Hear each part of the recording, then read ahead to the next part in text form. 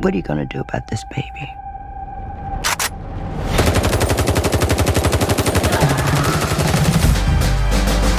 World War III out there! Welcome to the world, Bob. I kill him dead! You know what freedom is? What? No fear.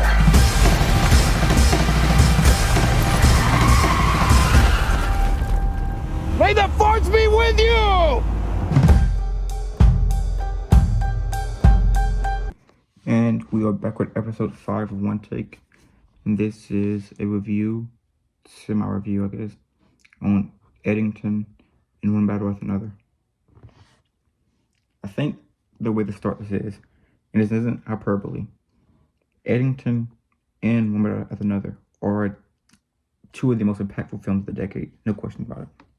No, easily. But for different reasons. Eddington is much more impactful. We're talking about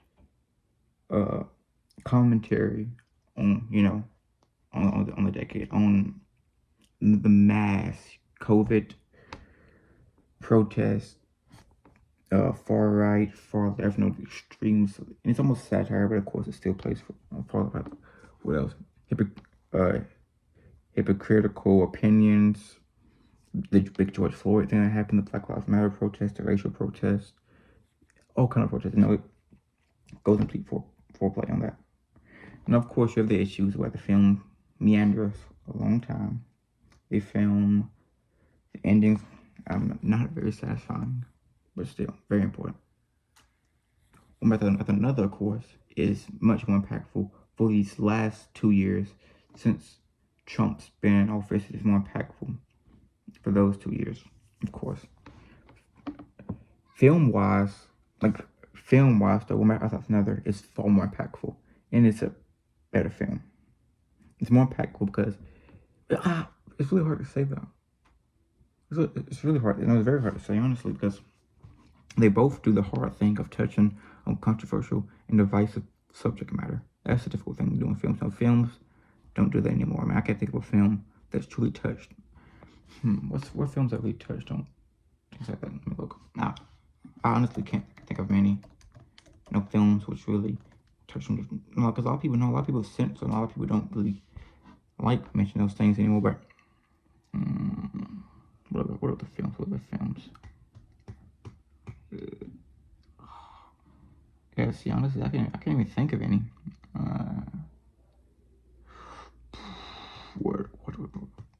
Yeah, I can't think of any that's truly touched on something. It's really touching something.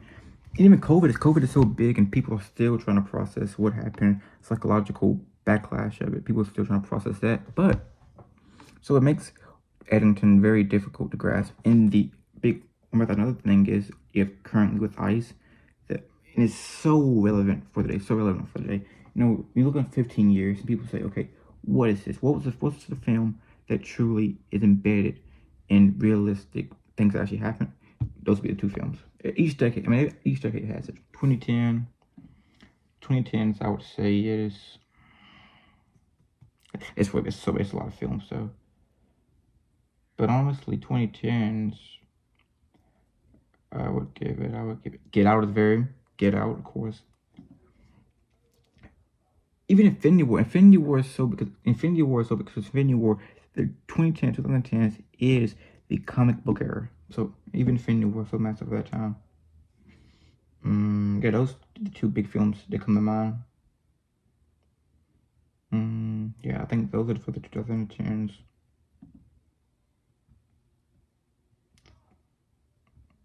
And of course, Harry Potter craze ends there. The 2000s, oh my god, the 2000s, I go before sunset, of course, because it shows about that nostalgia. People feel nostalgia of, lost time, a connection of a lost time. What else? I was just gonna think of. I think Before Sunset fits it perfectly, almost. The 90s. Oh my god, the 90s. Oh, 90s is, of course, that big three of Pulp Fiction, and Pikachu. I guess you could say you're the other ones. Pulp Fiction and Boogie Nights is the two films that truly talk about the 90s and the indies and those are the two films that truly signified. And you could go Fargo. The 80s is Back to the Future so easily that big pop, big stylized everything. Back to the Future, Evil Dead 2 I would go, Empire Strikes Back, of course. These big blockbusters. What else? 70s is pretty easy. 70s, Taxi Driver, no question about it. Yeah, so you get what I'm saying. Each decade has films we look back at and you say, okay, this is the film of the decade. In 2000s, people going to 2020s, people gonna look back and they're gonna say Eddington, One Battle, and what else would I say? Dune, Sinners. You would go with those. Oppenheimer, of course. Yep, that's about it. But yeah, great films, excellent films. What another one? It truly it's so much. So now I'll go into separate reviews. One after another is so big because it's so crazy. I mean, it's like it's in the same phase as Inherent Vice, where it's like in Pulp Fiction too, where it's a movie. It's not ultra realistic, but it's a movie. You're entertained nonstop. 245 minutes, entertained nonstop. Subject matter is played for laughs, but it also can be played for realistic and a terrifying look on the world, on eyes, on revolutionaries, on protests, things like that. Regina Hall lives a beautiful performance, fantastic. Sean Penn, DiCaprio, Benicio, and I forget her name, who plays Wilma. I forget her name. And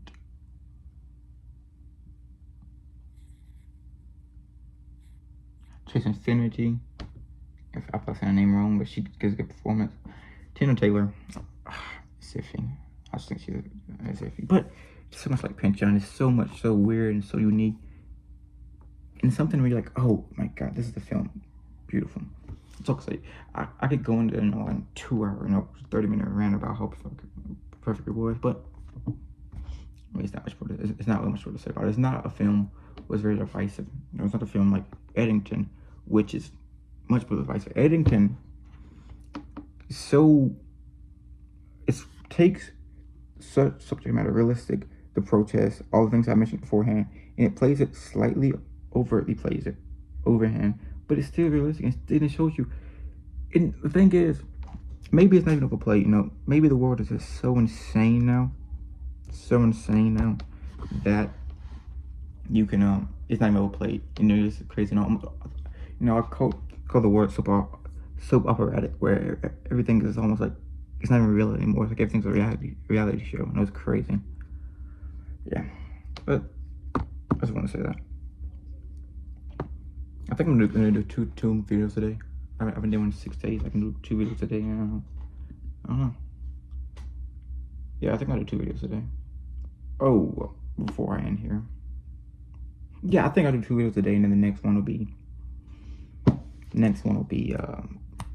just me talking.